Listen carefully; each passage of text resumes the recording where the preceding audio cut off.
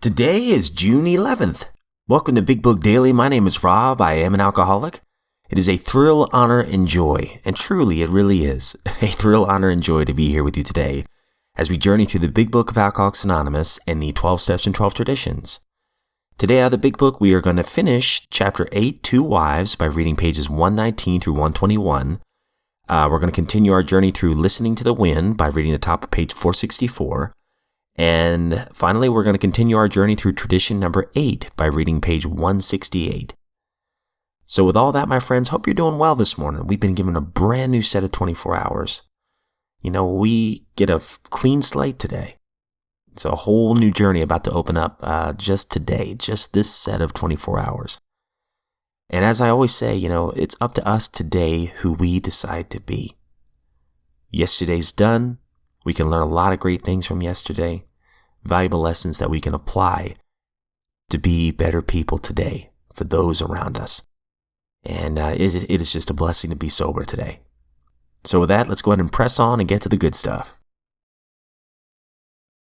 So if you recall from yesterday's reading in Two Wives, this has been a loaded chapter of some very practical advice written for wives of AA, from wives of AA. And one of the last thoughts we read was on 118. It said, "Another feeling we are very likely to entertain is one of resentment, that love and loyalty could not cure our husbands of alcoholism. We do not like the thought that the contents of this book or the work of another alcoholic has accomplished in a few weeks that for which we struggled for years." So a little further on, they kind of put it in perspective and say, after all, your family is reunited. Alcohol is no longer a problem, and you and your husband are working together toward an undreamed of future. So if we're sober today, we have that undreamed of future right before us. So let's continue that thought, and again, we're finishing off the chapter today. We're reading page 119 through 121.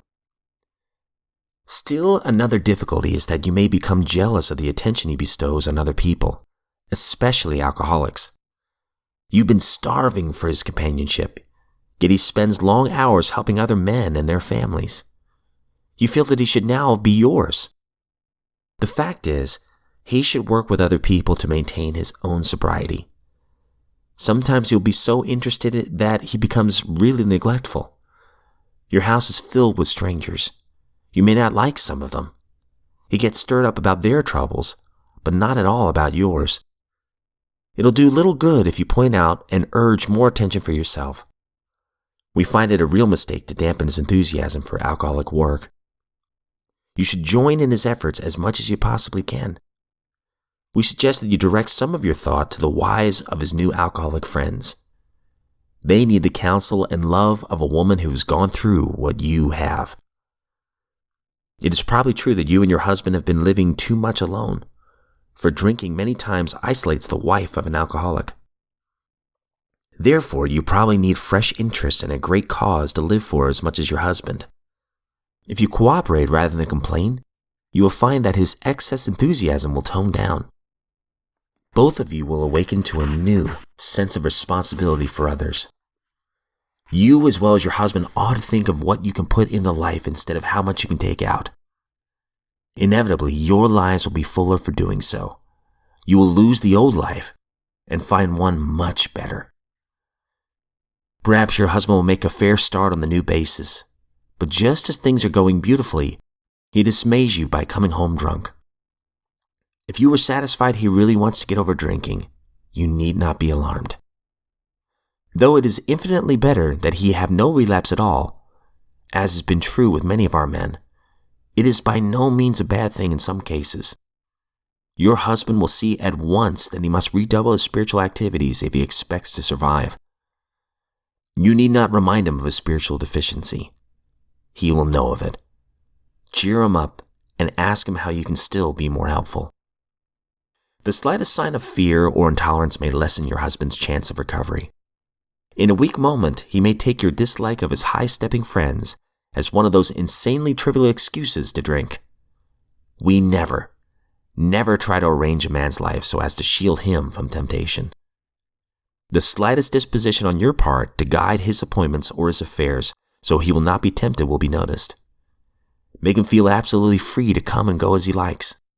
This is important. If he gets drunk, don't blame yourself. God has either removed your husband's liquor problem or he has not. If not, it had better be found out right away. Then you and your husband can get right down to the fundamentals. If a repetition is to be prevented, place the problem along with everything else in God's hands. We realize that we have given you much direction and advice. We may have seemed to lecture. If that is so, we are sorry. For we ourselves don't always care for people who lecture us. But what we have related is based upon experience, some of it painful. We had to learn these things the hard way. That is why we are anxious that you understand and that you avoid these unnecessary difficulties. So to you out there who may soon be with us, we say good luck and God bless you. All right, my friends, so now we're moving on to the personal stories. Listening to the Wind, we're on page 464. We're at a point where our poor woman, she keeps going back to old habits. We think several times throughout this testimony that things are turning around, right? And how many times have we as alcoholics, we maybe quit for a few days or maybe even a few weeks or a few months on our own willpower alone, and things are turning around, and then all of a sudden we resort to those old behaviors again. And that's kind of what's happened. She returns to prostitution for a weekend, and she started drinking once again. And we've learned yesterday that she's having some severe health issues. So let's see what happens next. We're reading the first 2 paragraphs of page 464. Weeks and months passed, and the blackouts continued getting worse. Then I met a man in a local bar. I didn't like him very well, but he had quite a lot of money, and he sure liked me. He took me to nice restaurants and bought me expensive gifts. As long as I had a buzz on with a few drinks, I could tolerate him. One thing led to another, and we wound up married. The most powerful motive I had was getting out of the streets and being provided for. I had begun to think that I did not have much longer to live. The faces of my doctors were looking more and more grim every time I went to the hospital to dry out. All right, so she's getting married, even though she doesn't really like the man.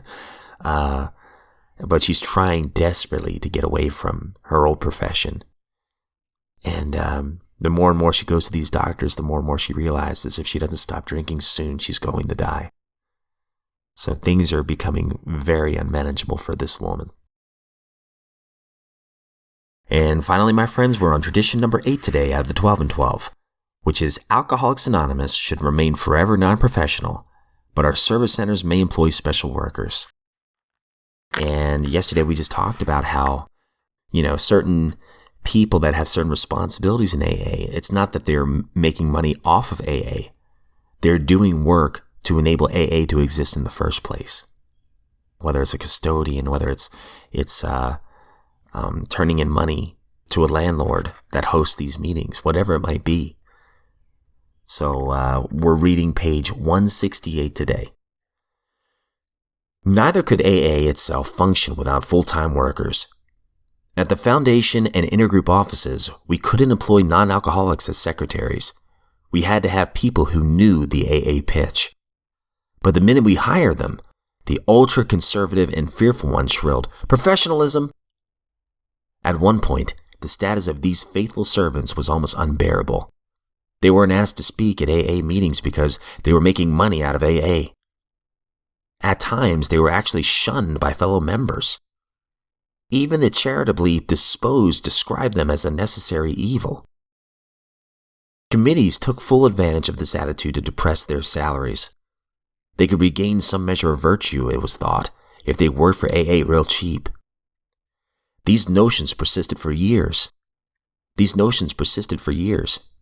Then we saw that if a hard-working secretary answered the phone dozens of times a day, listened to 20 wailing wives, arranged hospitalization and got sponsorship for 10 newcomers, and was gently diplomatic with the irate drunk who complained about the job that she was doing and how she was overpaid, then such a person could surely not be called a professional AA. She was not professionalizing the 12th step. She was just making it possible. She was helping to give the man coming in the door the break he ought to have. Volunteer committeemen and assistants could be of great help, but they could not be expected to carry this load day in and day out. All right, so that concludes today's reading out of the 12 and 12. All right, so going back to the core text real fast, it does certainly sound at times a little preachy in the chapter, but, this is all based on experience that these women have gone through, these wives have gone through with their husbands who are alcoholics. And of course now, in the year 2024, it could be the wife, it could be the husband, it could be anybody, and a lot of these pointers, these tips and tricks, these are still applicable to whoever might be drinking. And of course, now we have Al-Anon and other support groups that can help family members who are closely tied to an alcoholic. But, one thing that stands out to me from this is, I was the alcoholic in my family. And I think about my wife. Everything in the chapter is exactly right, as far as service work and everything. But at least for me, I'm only going to speak on my experience. What was very important to me was clearing the wreckage of my past with my family. So, I had to make these amends to my wife, and I had to make sure she felt heard and known, and I did not want to neglect her at all.